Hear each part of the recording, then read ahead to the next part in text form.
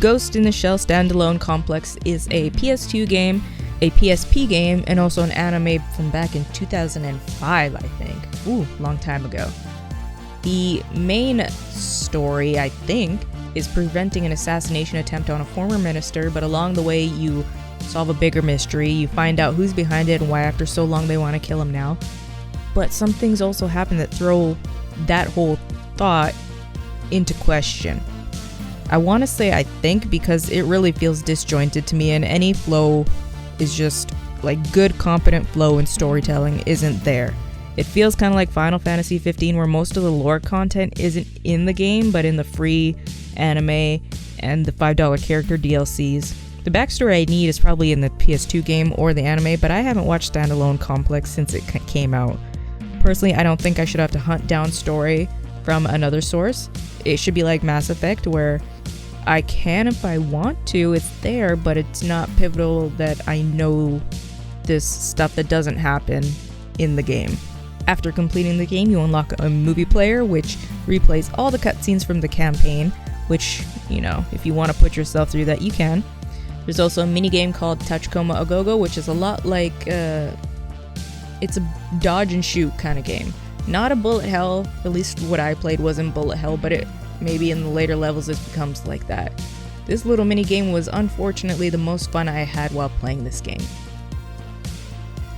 Sound-wise, they went for a hardcore techno soundtrack, like through the entire game. Eventually, I just came to the point where I completely turned the sound off because I don't want to feel like I'm heading to a hardcore rave every time I get into a mission. The mixing is all over the place as well. Most of the times the music is so much louder than anything else and you can barely hear the voice acting. Other times the voice acting gets cut off in the middle of a sentence, which is always a sign of quality. Gun sounds are so underwhelming and almost everything sounds the same. Even the shotgun sounds weak, which shotguns should never sound weak. Your shotgun is a staple. It should always sound punchy, great reverb or whatever you put into it. It shouldn't sound like an assault rifle, for me. Most of the voice acting is good. Some characters, it's a little, I call it anime fast, where they're trying to keep up with the lip syncs and stuff. Some of the dialogues did get chuckles out of me, but for the most part, it's just like throwaway dialogue. You don't really need the story or to listen. Also, as much as it sounds like it is not Jennifer Hale doing Major's voice work. It's Mary Elizabeth McGlynn, who has been on things like Star Wars Rebels, God Eater, StarCraft 2, pretty much all Ghost in the Shell games and animes as the English voice. She was in Final Fantasy 13 as Nora, Silent Hill as Mary Shepard. Excuse me while I have my little fangirl moment here. So this is a first-person mobile shooter, or shooter for a mobile console. It's not me knocking the PSP to say that this game kind of looks like hot garbage.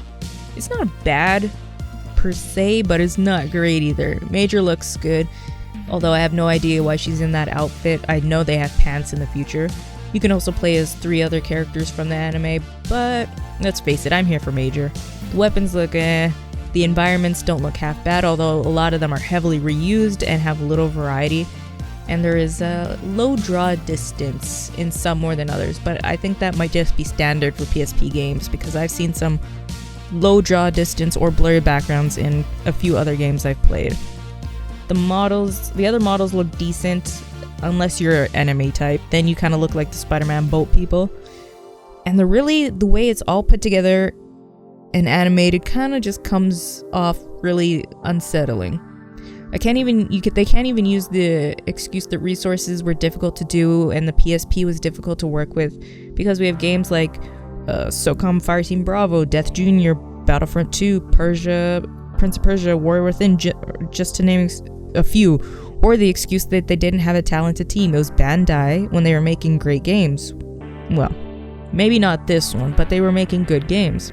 Most of the time the subtitles are pages ahead or a couple of pages ahead of what is actually being said, which leads to the dialogue being cut off. Towards the end of the game, it feels like they just kind of gave up on animating certain things. The mouths will move, but the faces will be dead. It just feels like they gave up halfway through, and it's kind of a shame to see. I have to say, the controls on this game were probably some of the most frustrating I've ever had to play with. I get it that it's a PSP game. Yes, it's not going to have console level controls, but this is just a disservice to gamers and the console and the game. So you use your buttons, circle, cross, square, and triangle to turn left, right, and look up and down, which leads to a lot of slow spinning in a circle or not looking around because it's such a slow process. You can double tap to do quick turns, but for me it was so disorientating and it made me so motion sick after a while that I just avoided it completely, which also means since it's slow to turn around, the game loves to spawn enemies behind you, which you have to slowly spin or double tap to spin around to. And you gotta kind of line them up in the circle, which appears, and then you gotta shoot them. I didn't know until the end of the game, because it doesn't tell you, that there is an auto lock system that you have to engage. I didn't know that. It just said auto lock, and I thought, oh, maybe it's just auto locking. But no, you have to push to engage it. You use your your right to shoot, and your left to jump, which is the fastest way to get around. So you're just gonna be bunny hopping everywhere. And with the janky controls, the boss battles are some of the boss battles, especially the boss battle against Seta and Shikari, are just impossible.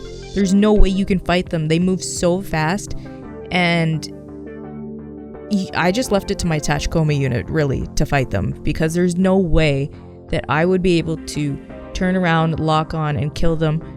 Well, kill them, because you don't kill them, but hurt them enough to progress. It just wasn't going to happen with the controls as they are. The Tachikoma is actually the way to go if you want to kill anything in this game, because most of the time they see it before you can, and they go and hunt things down. You can send them out to go hunt enemies down, which is awesome, so you don't have to go back and try to kill enemies. They just go do it for you. And there's also the gamer favorite escort missions, which, there's 2 or 3 of them in the game, which is awesome, and you're thinking, oh, maybe they're like the Witcher missions where the person will actually keep up with you. No, they're not. I'd rather play the Resident Evil 4 escort the entire time than have to do this. The characters walk so slow, and if you get more than, I would say, 5 feet from them, they stop completely. And they can get hit by bullets, and it's just like, oh, dear God, no. It's probably some of the worst escort missions I think I've had to play. You can pop open command menus that changes the views so you can kind of look around. Not really. You can view objectives from that menu, use optical camo, which makes you invisible. You can also see the map and give your Tachikoma commands to fire, go to points, and follow commands. It's probably the most useful thing in the game. It wasn't until I played the same mission twice, though, that I knew you could move around on the map. I thought it was just going to auto move around for you. The game doesn't tell you anything. It really doesn't. It doesn't tell you you gotta move your circle around, otherwise you're going to be stuck playing the same mission twice. It doesn't tell you what button is to lock on. It just, Again, I thought it pulled a Charlie's Angels from GameCube on me, and was just recycling the same mission over and over, hoping I didn't notice. In the mission overview, you can also open a side menu that has all your weapons and weapons for your Tachikoma, and you can go in and change your weapons from, assault rifles, shotguns, pistols, and then those have an upgraded version that you can unlock as well. I will give it props, there is a good amount of weapons there, and the second version of the weapons actually have a reason to be a second version because they are strong. What did I like about this game? Well, the shooting isn't completely horrible, and I did enjoy the Tachikoma Agogo for about 10 minutes. I like the fact that there's replayability in if you want to get all the weapons and Tachikoma parts, if you feel so inclined. The Tachikoma really grew on me too, and they're funny. They had their funny moments. I'm trying not to be hard on the game here. There's so much I could and want to love about it, but it just missed the mark for me. Fix the controls, spend 5 more minutes animating and actually caring about what's happening on screen. Vary the music, please. I don't want to be in a hardcore rave every time I head into a mission. I want to say I'll go back and try to unlock all the guns and Tachikoma parts, but honestly, I'm not going to go back and play this game.